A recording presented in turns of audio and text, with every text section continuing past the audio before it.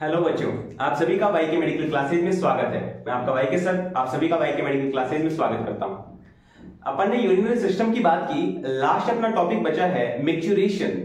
मैं मिक्चुरेशन की बात करता हूं, मिक्चुरेशन रिफ्लेक्स की बात करता हूं, जिसका मतलब होता है यूरिनेशन। सीधी सी बात, मिक्चुरेशन का मतलब क्या होता है, यूरिनेशन का मतलब क्या होता है? इनका मतलब होता है वॉइडिंग करना, मतलब खाली करना। अब बात किस चीज की आ रही थी? यूरिन की बात आ रही थी। मैंने बोला कि आपकी किडनी का काम है आपके ब्लड का फिल्ट्रेशन करने का, उसके बाद में ब्लड आपका फिल्टर हो जाएगा। उसके बाद में क्या होगा कि आपका जो यूरिन का फॉर्मेशन हुआ है वो दो नलिकाओं के द्वारा, यूरेटर्स के द्वारा आपका यूरिनरी ब्लैडर के अंदर जाएगा और कुछ समय के लिए टेम्परेरी रिजर्व हो जाएगा। और जब अपने को अर्ज पीरियड आएगा, अर्ज आएगा, फीलिंग आएगी, तो ब्रेन के पास से मैसेज आएगा कि इसको बाहर निकाल दिया जाए। मतलब अब इसको वॉइड करने की जरूरत आ चुकी है। इसका मतलब क्या हुआ कि आपका यूरिनरी ब्लैडर से वॉइड करने की प्रोसेस, मतलब यूरिनरी ब्लैडर से विसर्जित करने की जो प्रोसेस है, उसे मैंने क्या नाम दिया? उसे नाम दिया मैंने मिक्चुरेशन या फिर यूरिनेशन। चलिए स्टार्ट करते हैं। मिक्चुरेशन, यूरिनेशन या फिर micturition is a process of urine excretion from urinary bladder. मतलब आपकी यूरिनेशन या फिर मिक्चुरेशन एक प्रकार की प्रोसेस है जिसके द्वारा यूरिन को एक्सक्रीट आउट करवाया जाता है आपके यूरिनरी ब्लैडर से। मतलब यूरिनरी ब्लैडर जहां पर आपका यूरिन टेम्परेरी स्टोर होता था, वहां से आपके यूरिन को एक्सक्रीट करवाया जाता है, एलिमिनेट करवाया जाता है। और इसी प्रोसेस को मैंने क्या नाम दिया दोस्तों? इसी प्रोसेस को मैंने नाम दिया बच्चों यूरिनेशन या फिर मिक्चुरेशन। और इस रिफ्लेक्स को मैंने नाम दिया मिक्चुरेशन रिफ्लेक्स। आगे आते हैं। It is also known as voiding of urinary bladder control. मतलब आपके इस प्रोसेस को मैंने क्या नाम दिया? वॉइडिंग। वॉइडिंग का नाम से क्लियर है। वॉइडिंग का मतलब होता है खाली करना, खाली होना, वॉइड हो जाना, खाली हो जाना। मैं जब यूरिनरी ब्लैडर को, आप जो यूरिन स्टोर था उसको जब खाली करूंगा, मतलब उसको यूरिनरी ब्लैडर से बाहर निकाल दूंगा, इसी प्रोसेस को मैंने क्या नाम दिया? यूरिनेशन या फिर मिक्चुरेशन। आगे बात करता हूं। अगर मैं इसकी मैकेनिज्म की बात करूं तो मैकेनिज्म से पहले मैं बताऊंगा कि आपकी जो यूरिनेशन की प्रोसेस है वो वॉल्यूमेंट्री टाइप की प्रोसेस भी है और वो इनवॉल्यूमेंट्री टाइप की प्रोसेस भी है। मतलब इसके अंदर कुछ जगह पर अपना खुद का कंट्रोल होता है और कुछ साइड्स पर अपना खुद का कंट्रोल नहीं होता। इसलिए यूरिनेशन को वॉल्यूमेंट्री और इनवॉल्यूमेंट्री दोनों एक्टिविटीज के दौरान समझा जाता है। अगर मैं इसकी बात करता हूं आपके सामने मैकेनिज्म की, कि आपका जब यूरिनरी ब्लैडर फिल हो जाता था, वहां से लेकर आपके यूरेथ्रा से भी बाहर निकलने तक की यूरिन की जो प्रोसेस है, मिक्चुरेशन की जो प्रोसेस है, उसको एक मैकेनिज्म के द्वारा समझता हूं। आइए स्टार्ट करता हूं। मैं बात करता हूं आपके यूरिनरी ब्लैडर की फुल हो जाने के बाद की। मतलब जब आपका यूरिनरी ब्लैडर के पास में आपके यूरेटर से क्या आता था? यूरिन आता था। और यूरिनरी ब्लैडर के अंदर जब आपका यूरिन फुल हो जाता था, मतलब मैं बात कर सकता हूं कि जब आपके यूरिनरी ब्लैडर के अंदर 200 से 250 ml, 200 to 250 ml आपका यूरिन फिल हो जाता है, उसके बाद में क्या होता है कि आपके यहां पर आपकी जो यूरिनरी ब्लैडर होता है वो स्ट्रेच हो जाता है। स्ट्रेच होने के जगह पर आपके यहाँ पर स्ट्रेच रिसेप्टर्स भी पाए जाते हैं। तो यहाँ पर होता क्या है दोस्तों कि आपके जो स्ट्रेच रिसेप्टर्स होते हैं वो स्टिमुलेट हो जाते हैं। और जब आपके स्ट्रेच रिसेप्टर्स स्टिमुलेट होते हैं, उसके बाद के अंदर आपके यहाँ पर जो आपके यूरिनरी ब्लैडर की वॉल पर, यूरिनरी ब्लैडर के पास में जो आपके जो नर्व इंपल्स पाई जाती हैं, वो नर्व इंपल्स आपके ब्रेन के पास में मैसेज भेजती हैं स्पाइनल कोड के थ्रू कि आपके यहाँ पर 200 to 250 ml यूरिन का फिलअप हो चुका है। इसका मतलब यह हुआ कि जब आपके ब्रेन के पास मैसेज जाएगा तो ब्रेन आपके स्पाइनल कोड के थ्रू वापस मैसेज को रिफ्लेक्स करेगा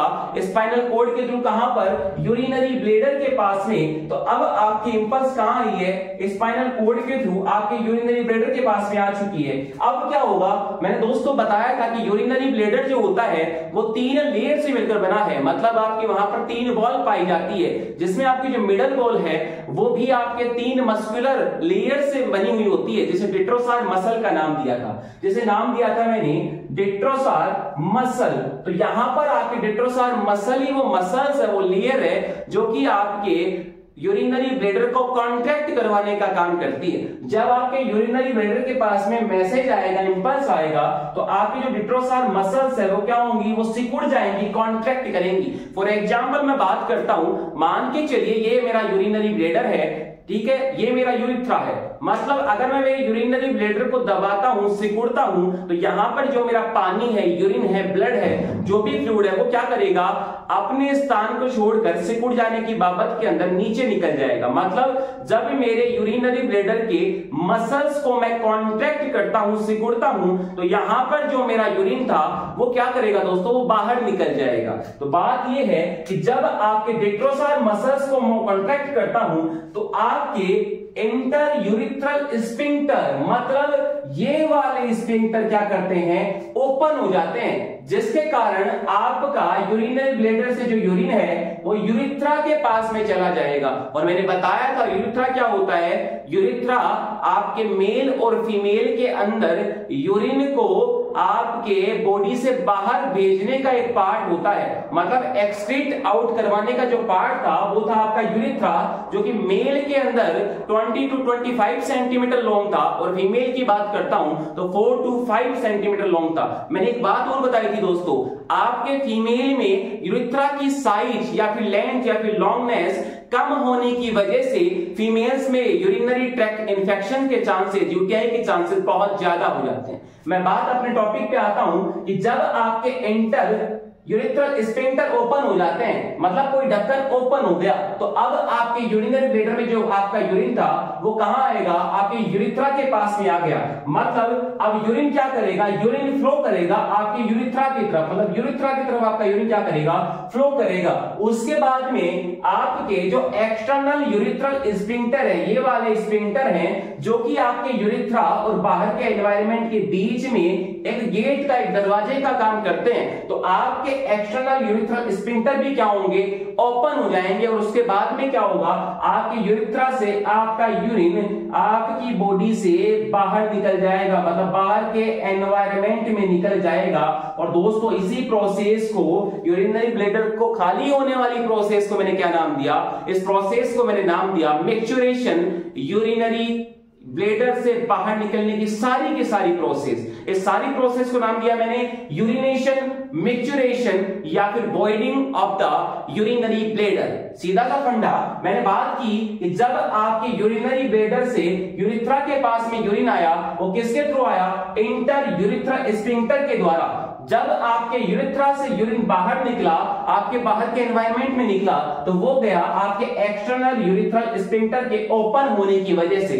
और जब आपका यूरिन एक्सटर्नल यूरिथ्रल स्फिंक्टर से भी बाहर निकल जाता है, तो वापस आपके दोनों स्फिंक्टर्स, या फिर बात कर सकता हूं यूरिथ्रल स्फिंक्टर्स जो होते हैं वो वापस क्लोज हो जाते हैं दोस्तों। क्योंकि अगर ये वापस क्लोज नहीं होंगे तो उस कंडीशन में आपका यूरिन रेगुलरली बाहर की तरफ पास होता रहेगा, और रेगुलरली पास होने से बचाने के लिए आपके तुरंत एक्सटर्नल यूरिथ्रल स्फिंक्टर और इंटरनल यूरिथ्रल स्फिंक्टर क्लोज हो जाते हैं। और इस सारी की सारी प्रोसेस को यूरिनरी ब्लैडर को खाली होने से और आपके यूरिनरी ब्लैडर से यूरिथ्रा, यूरिथ्रा से आपका आउट ऑफ द बॉडी के सारे यूरिन निकलने की प्रोसेस को मैंने नाम दिया मैच्योरेशन या फिर यूरिनेशन।